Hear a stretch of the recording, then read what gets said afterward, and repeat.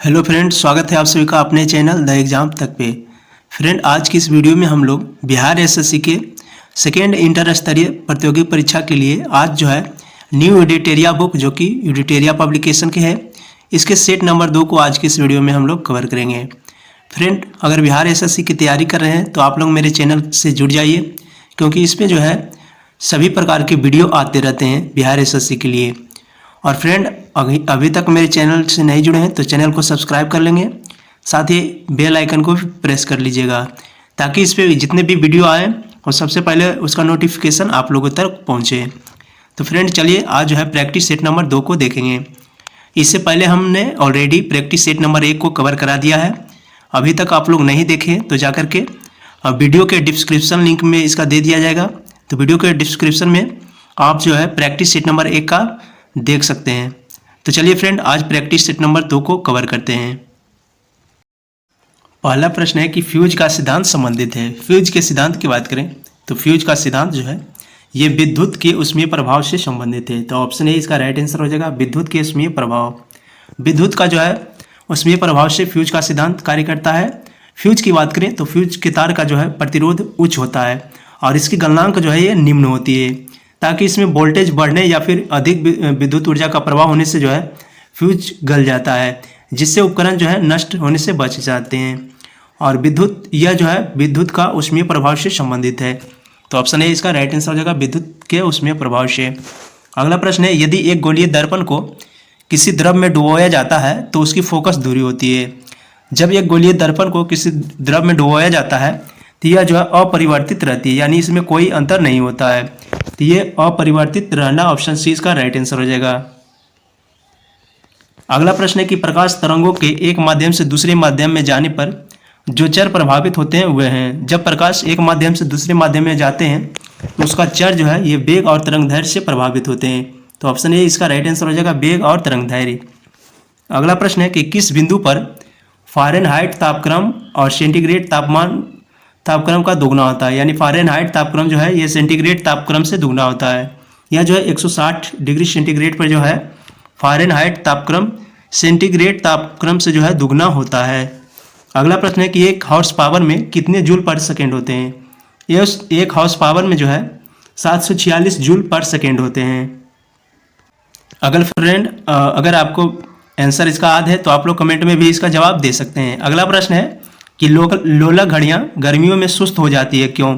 लोलक घड़ी जो है गर्मियों के दिनों में सुस्त हो जाती है क्योंकि लोलक की लंबाई जो है गर्मी के दिनों में ये बढ़ जाती है।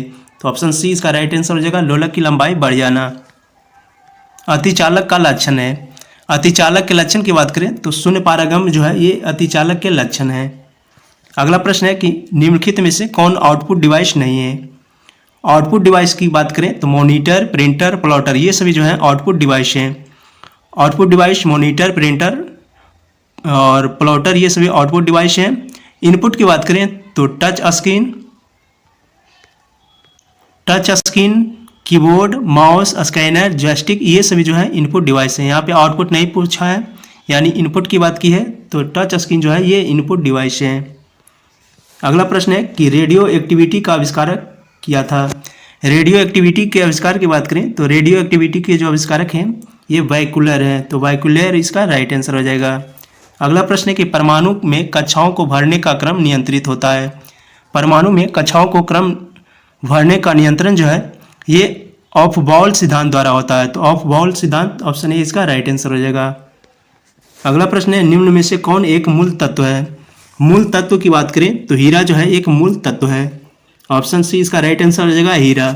हीरा जो है कार्बन का शुद्धतम रूप है और यह जो है एक मूल तत्व है, जबकि अन्य सभी जो है कार्बन, हाइड्रोजन और ऑक्सीजन ये सभी जो है मिश्रण है। अगला प्रश्न है कि सोप स्टोन मुख्यतः है। सोप स्टोन की बात करें तो मैग्नीशियम सिलिकेट जो है ये सोप स्टोन है। तो ऑप्शन डी इसका राइट आंसर हो जाएगा, मैग्नीशियम सिलिकेट।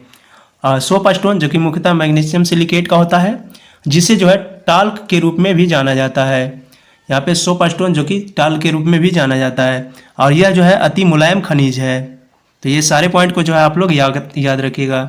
अगला प्रश्न है कि निम्नलिखित में से कौन सा जोड़ा तांबे की मिश्र धातुओं का नहीं है। तांबे की मिश्र धातुओं की जोड़ा की बात करें तो तांबे के मिश्र धातु का जो जोड़ा है पीतल एवं कांसा ये जो है तांबे के मिश्र धातु का जोड़ा है। जर्मन सिल्वर एवं रोल गोल्ड ये जो है मिश्र धातु तांबा का मिश्र धातु है। गन मेटल एवं डेल्टा मेटल ये जो है भी है, ये तांबे के जोड़े का मिश्र धातु है। लेकिन रोज मेडल और टाइप मेडल ये जो है तांबे के मिश्र धातु का मिश्र धातु नहीं है, यानी तांबे के जोड़े का मिश्र धातु नहीं है।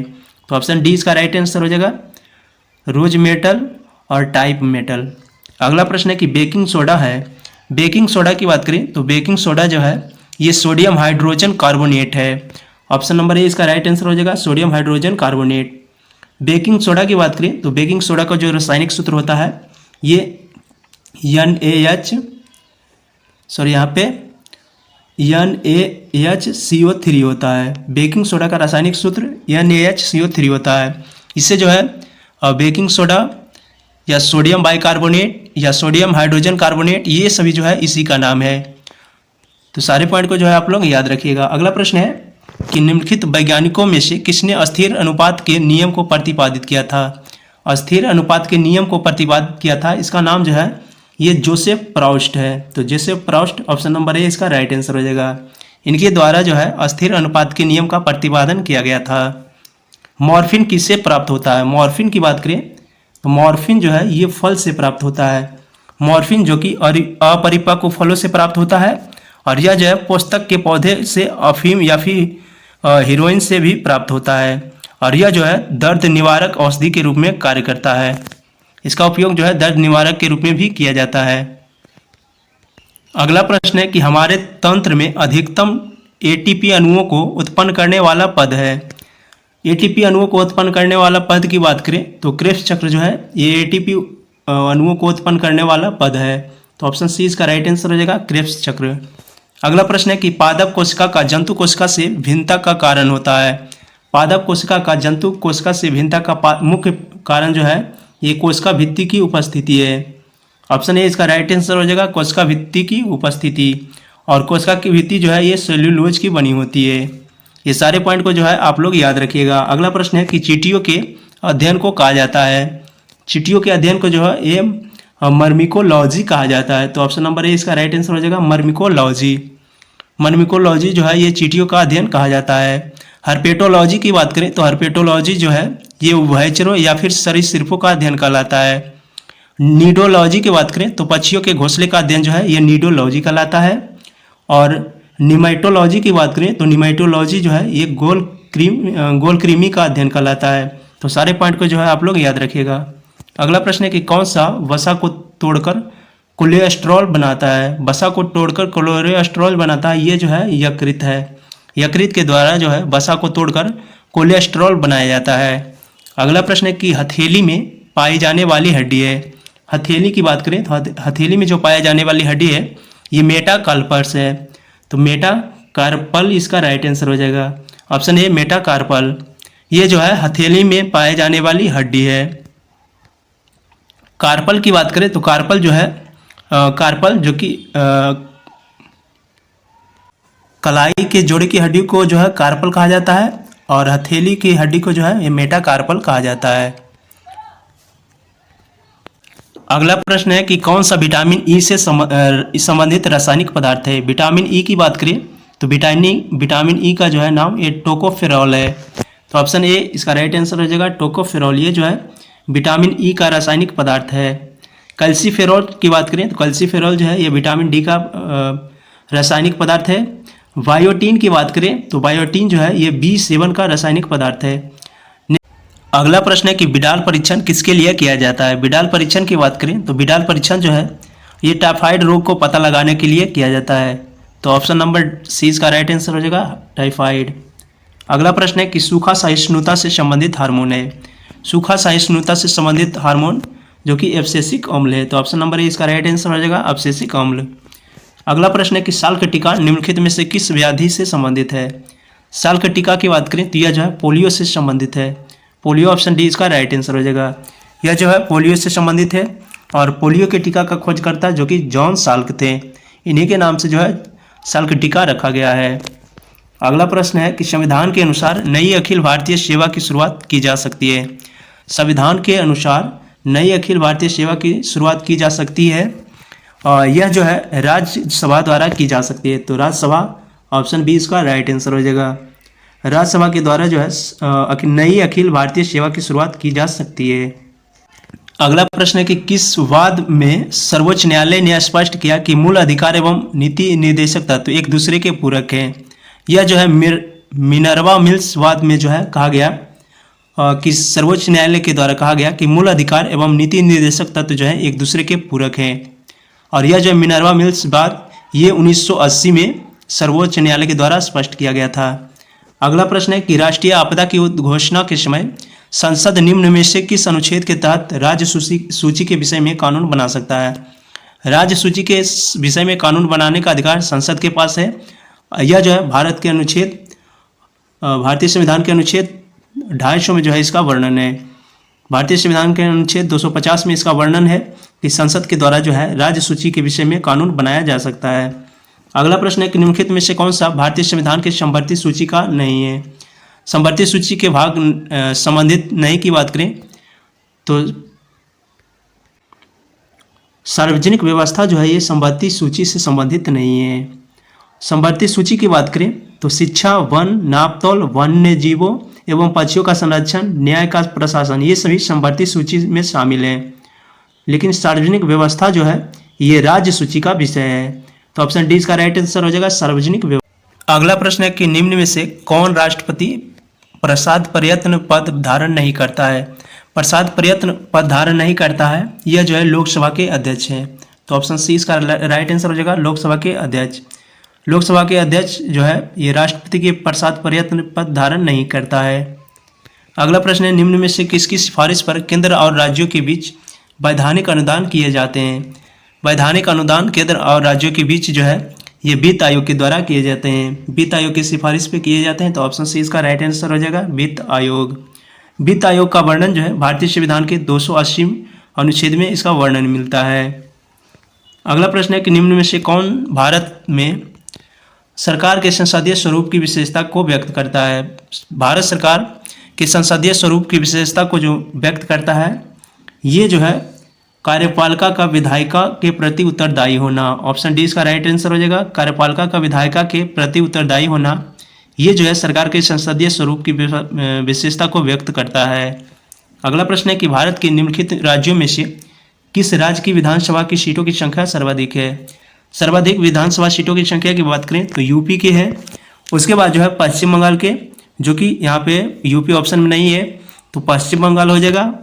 पश्चिम बंगाल में जो टोटल विधानसभा की सीटों की संख्या है वो 294 है।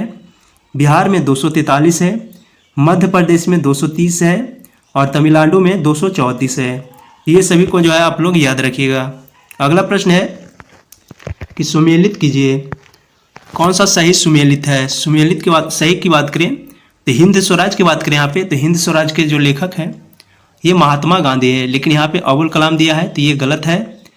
न्यू इंडिया जो है ये एनी बेसेंट की पुस्तक है। तो ऑप्शन बी इसका राइट आंसर हो जाएगा, एनी बेसेंट।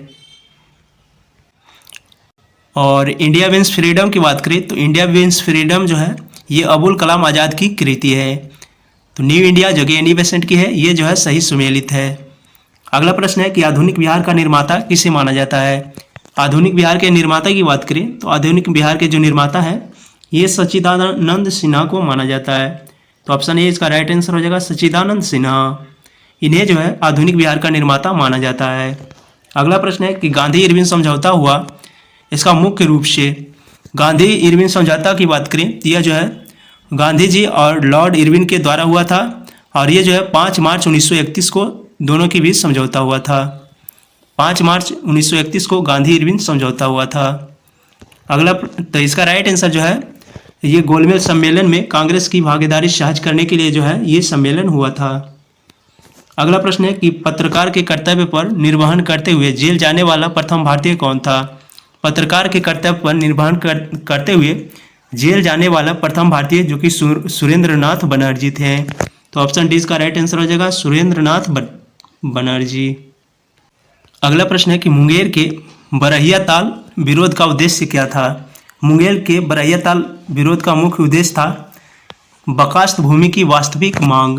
ऑप्शन ए इसका राइट आंसर हो जाएगा, बकास्त भूमि की वास्तविक मांग। बकास्त भूमि की बात करें तो बकास्त भूमि उसे कहा जाता है जो कि मंदी के कारण लगान न दे पाने के कारण जो है किसानों द्वारा अपनी भूमि जमींदारों को दे दी जाती थी। इसे जो है बकास्त भूमि कहा जाता है। और यह जो है मुंगेर के बरैया ताल में इसका जो है विरोध किया गया था। तो ऑप्शन ए इसका राइट आंसर हो जाएगा, बकास्त भूमि की वास्तविक मांग। अगला प्रश्न है, निम्नलिखित में से किस शासक के सिक्कों पर नाव के चिन्ह अंकित मिला है? नाव के चिन्ह की बात करें तो नाव के चिन्ह जो है ये यज्ञश्री सतकर्णी शासक के सिक्कों पर जो है नाव के चित्र अंकित मिले हैं। तो ऑप्शन नंबर सी इसका राइट आंसर हो जाएगा, यज्ञश्री सतकर्णी। अगला प्रश्न है, कौन सा सुल्तान नया धर्म चलाना चाहता था किंतु उलेमा लोगों ने विरोध किया? नया धर्म चलाने वाला सुल्तान की बात करें तो ये अलाउद्दीन खिलजी था। ये जो है एक नया धर्म चलाना चाहता था, लेकिन इसमें जो है उलेमा लोगों ने विरोध कर दिया, तो यह जो है नया धर्म नहीं चला पाए। तो ऑप्शन नंबर 20 का राइट आंसर हो जाएगा, अलाउद्दीन खिलजी। अगला प्रश्न है, निम्नलिखित शासकों में से किस एक ने 4 अश्वमेध यज्ञ का संपादन किया था?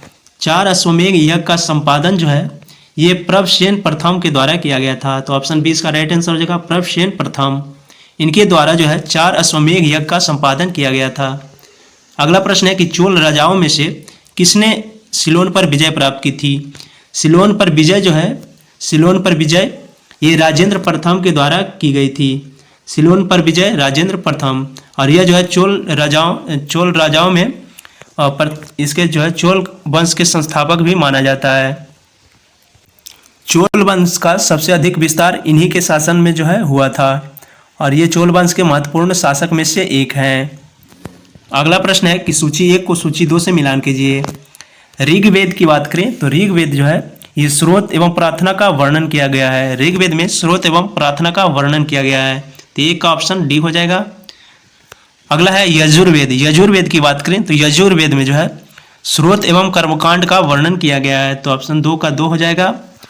सामवेद की बात करें तो सामवेद में जो है संगीतमय स्रोत हैं, तो ऑप्शन सी का 1 हो जाएगा। अथर्ववेद की बात करें तो इसमें जो है तंत्र मंत्र एवं वशीकरण का वर्णन है, तो 1 का 4 और वी का जो है ये 2, वी का 2, तो ऑप्शन ए में इसका राइट आंसर हो जाएगा। ऑप्शन ए राइट आंसर हो जाएगा। ऋग्वेद स्रोत एवं प्रार्थना, यजुर्वेद स्रोत एवं कर्मकांड, सामवेद संगीतमय स्रोत, अथर्ववेद तंत्र मंत्र एवं वशीकरण। अगला प्रश्न है कि अशोक को सर्वप्रथम कहाँ का शासक नियुक्त किया गया? अशोक की बात करें तो अशोक को जो है सर्वप्रथम उज्जैन का शासक नियुक्त किया गया था, जो कि 269 ईसा पूर्व इसका जो है राज्याभिषेक कराया गया था। अगला प्रश्न है, निम्न में से किसने वर्नाकुलर एक्ट प्रेस एक्ट जो है लागू किया? वर्नाकुलर प्रेस एक्ट की बात करें तो यह जो है लॉर्ड लिटन के द्वारा जो है वर्नाकुलर प्रेस एक्ट लागू किया गया था, और यह जो है 1778 ईस्वी में लागू किया गया था। तो सारे पॉइंट को जो है आप लोग याद रखिएगा। अगला प्रश्न है कि पर्यावरण अनुकूलन उपभोक्ता उत्पादकों को चिन्हित करने के लिए सरकार द्वारा क्या आरंभ किया गया था? इनके लिए जो है इको मार्क आरंभ किया गया था। Eco mark option number A इसका राइट आंसर हो जाएगा, इको मार्क। अगला प्रश्न है कि विश्व का विशालतम पारिस्थितिक तंत्र निम्न में से कौन सा है? विश्व का सबसे विशालतम पारिस्थितिक तंत्र जो है ये समुद्र है, तो ऑप्शन डी इसका राइट आंसर हो जाएगा, समुद्र। इसमें जो है विद्यमान जलमंडल का 97% भाग समुद्र जल में है। अगला प्रश्न है, एक साधारण समुद्री आहार श्रृंखला का सही क्रम है। एक साधारण समुद्री आहार श्रृंखला का सही क्रम जो है ये डाइटम है, क्रस्टेशियाई है, हेरिंग है, जो कि ऑप्शन नंबर ए इसका राइट आंसर हो जाएगा, डाइटम, क्रस्टेशियाई, हेरिंग। अगला प्रश्न है कि प्रोजेक्ट टाइगर की शुरुआत कब हुई? प्रोजेक्ट टाइगर की बात करें तो 1973 में जो है प्रोजेक्ट टाइगर की शुरुआत की गई थी। अगला प्रश्न है कि बीज बचाओ आंदोलन का संबंध किस राज्य से है? बीज बचाओ आंदोलन का संबंध जो है ये जो है उत्तराखंड राज्य से संबंधित है, तो ऑप्शन बी इसका राइट आंसर हो जाएगा, उत्तराखंड। अगला प्रश्न है कि भारत का सबसे बड़ा बाघ अभयारण्य निम्न में से कौन है? भारत का सबसे बड़ा बाघ अभयारण्य जो कि नागार्जुन सागर वन्यजीव अभयारण्य है, ऑप्शन बी इसका राइट आंसर हो जाएगा। और इसका कुल क्षेत्रफल जो है 3568 वर्ग किलोमीटर है। ये आंध्र प्रदेश में स्थित है। तो सारे पॉइंट को जो है आप लोग याद रखिएगा।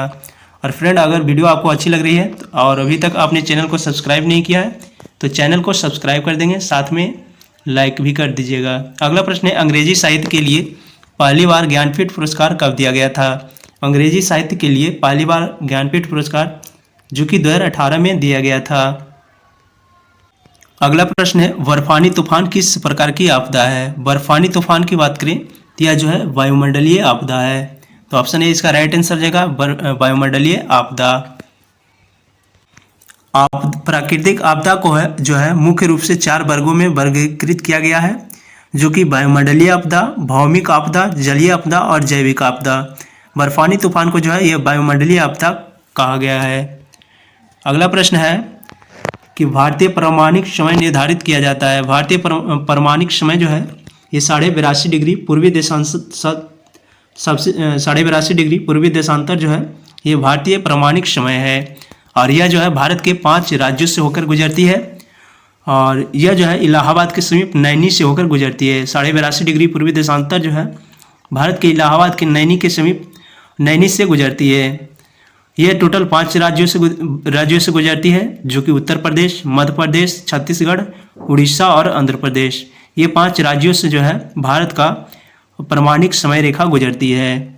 अगला प्रश्न है कि वेगनर के महाद्वीपीय विस्थापन का सिद्धांत संबंधित है। वेगनर के महाद्वीपीय विस्थापन का सिद्धांत जो है ये महाद्वीप एवं महासागरों की उत्पत्ति से है। ऑप्शन ए इसका राइट आंसर हो जाएगा महाद्वीप एवं महासागरों की उत्पत्ति से। महाद्वीप विस्थापन का सिद्धांत की बात करें तो यह जो है सन 1912 ईस्वी में दिया गया था। अगला प्रश्न है कि आटाकामा का मरुस्थल स्थित है। आटाकामा मरुस्थल की बात करें तो आटाकामा मरुस्थल जो है ये दक्षिण अमेरिका में स्थित है। ऑप्शन डी इसका राइट आंसर हो जाएगा दक्षिण अमेरिका, और यह जो है दुनिया का सबसे शुष्क मरुस्थल है। अगला प्रश्न है, निम्न में से कौन सा युग्म सही नहीं है? सही की बात करें, पंपास जो घास का मैदान है ये अर्जेंटीना में है। वेल्ड जो कि दक्षिण अफ्रीका में है। लानोस की बात करें तो लानोस जो है ये चिली में है। डांस की बात करें तो डांस जो है ये ऑस्ट्रेलिया में है।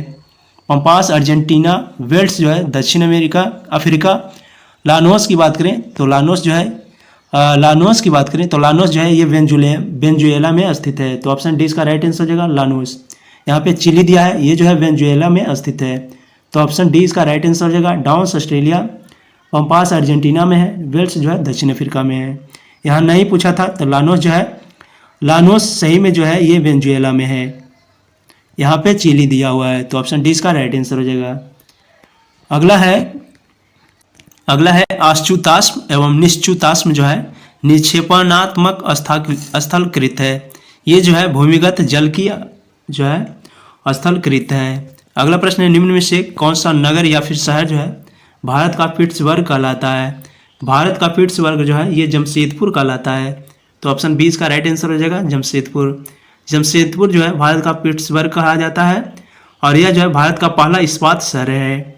1907 में जो है टाटा स्टील प्लांट जो कि जमशेदपुर में इसकी स्थापना की गई थी। वैलाडीला जो कि छत्तीसगढ़ में है ये किस खनिज के उत्पादन के लिए प्रसिद्ध है? वैलाडीला की बात करें तो वैलाडीला जो है ये लौह अयस्क से संबंधित है। तो ऑप्शन सी इसका राइट आंसर हो जाएगा लौह अयस्क।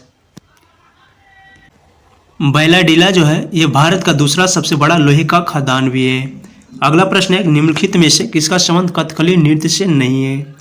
कथकली नृत्य की बात करें तो कथकली नृत्य से जो संबंधित व्यक्ति हैं ये कृष्ण नायर, यहाँ पे कृष्ण नायर, राधा मोहन, वी नारायण मेनन, ये सभी जो है कथकली नृत्य से संबंधित है।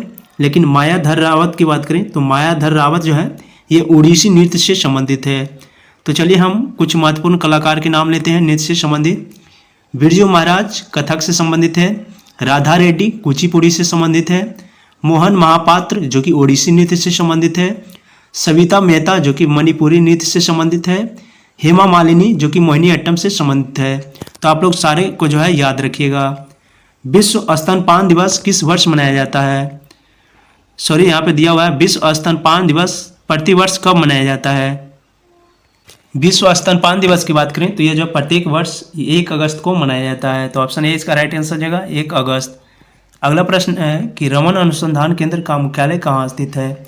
रमन अनुसंधान केंद्र का मुख्यालय जो है ये बेंगलुरु में स्थित है। तो ऑप्शन बी इसका राइट आंसर हो जाएगा बेंगलुरु। और इसकी स्थापना जो है सीवी रमन के द्वारा किया गया था। राष्ट्रीय कोशिका विज्ञान केंद्र जो कि पुणे में स्थित है। राष्ट्रीय प्रतिरक्षा विज्ञान संस्थान जो कि नई दिल्ली में स्थित है। भारतीय विज्ञान संस्थान जो कि बेंगलुरु में स्थित है।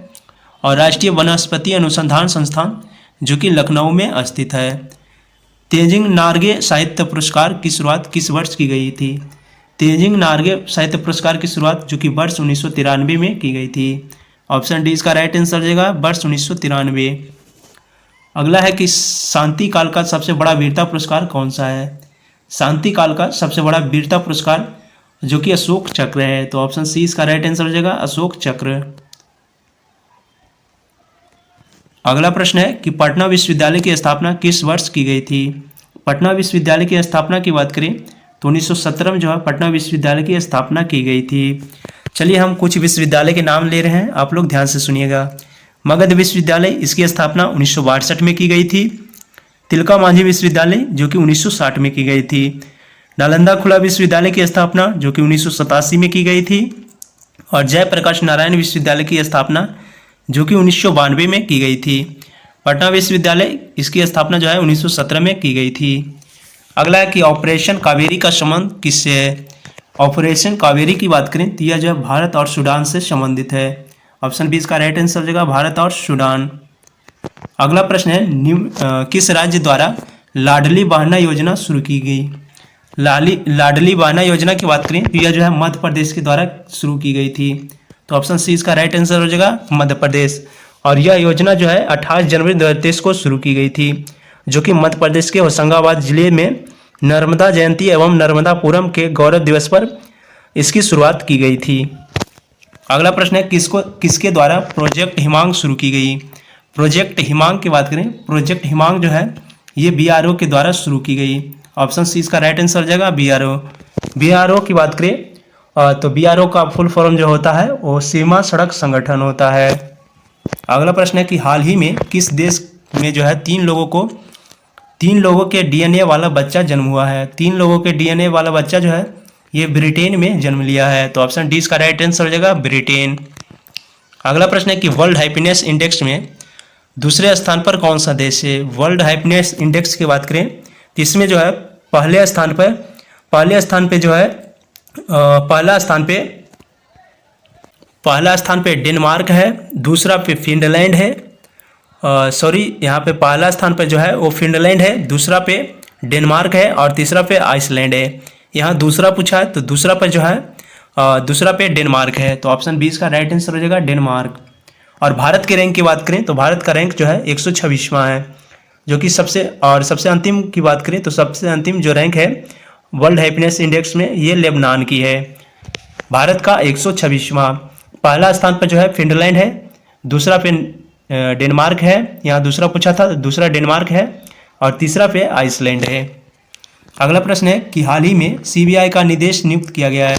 CBI का निदेशक की बात करें तो CBI का निदेशक जो है ये प्रवीण सूद को नियुक्त किया गया है। ऑप्शन बी इसका राइट आंसर हो जाएगा, प्रवीण सूद को जो है CBI का निदेशक नियुक्त किया गया है और यह जो है सुबोध कुमार जायसवाल के स्थान लेंगे। CBI की बात करें तो CBI का जो मुख्यालय है नई दिल्ली में स्थित है और इसकी स्थापना 1963 में किया गया था। स्थापना जो है 1963 में किया गया था, मुख्यालय नई दिल्ली में है। इससे पहले CBI के जो निदेशक थे सुबोध कुमार जायसवाल थे, उन्हीं की जगह प्रवीण सूद आए हैं। अगला प्रश्न है किस देश के राष्ट्रपति द्रौपदी मुर्मू को the grand order of the chain of yellow star से सम्मानित किया है? The grand order of the chain of yellow star से सम्मानित किया गया है, ये सूरीनाम के द्वारा किया गया है, जो कि भारत के देश के राष्ट्रपति द्रौपदी मुर्मू को दिया गया है। तो ऑप्शन ए इसका राइट आंसर होगा, सूरीनाम। अगला प्रश्न है कि कलर्स ऑफ डिवोशन पुस्तक के लेखक कौन है? कलर्स ऑफ डिवोशन पुस्तक के लेखक अनीता भारत शाह हैं। ऑप्शन ए इसका राइट आंसर हो जाएगा, अनीता भारत शाह। ये जो है कलर्स ऑफ डिवोशन के पुस्तक के लेखक हैं। चलिए हम कुछ पुस्तक के नाम ले रहे हैं, आप लोग ध्यान से सुनिएगा। बंद रास्तों का सफ़र, इनके लेखक जो है अनामिका हैं। भारतीय साहित्य की नई रूपरेखा, जो कि राधा वल्लभ त्रिपाठी की पुस्तक है। नाइट वॉचमैन, जो कि विनोद राय की पुस्तक है। बीबी माई स्टोरी, जो कि बेंजामिन नेतन्याहू की पुस्तक है। द क्रॉसिंग ये जो है मंजित मान की पुस्तक है। तो आप लोग सभी पुस्तक को याद रखिएगा। अगला प्रश्न है कि मेडिसिन के क्षेत्र में नोबेल पुरस्कार 2023 किसे सम्मानित किया गया है। मेडिसिन के क्षेत्र की बात करें तो मेडिसिन में जो है डू विशमैन और कैटालिन कारिगो ये दोनों को जो है नोबेल पुरस्कार दिया गया है, जो कि मेडिसिन के क्षेत्र में दिया गया है। तो ऑप्शन डी इसका राइट आंसर हो जाएगा, ए और बी दोनों। फ्रेंड आज का जो है वीडियो यहीं पे समाप्त होता है। टोटल जो है इसमें 75 जीके का प्रश्न हमने कराया है। और अगर आपको वीडियो अच्छी लगी तो आप लोग अभी तक लाइक नहीं किए हैं तो लाइक कर लेंगे, साथ ही चैनल को अभी तक सब्सक्राइब नहीं किए हैं तो सब्सक्राइब भी कर लेंगे। तो चलिए फ्रेंड अब हम लोग अगले वीडियो में मिलेंगे। आज के लिए इतना ही। जय हिंद।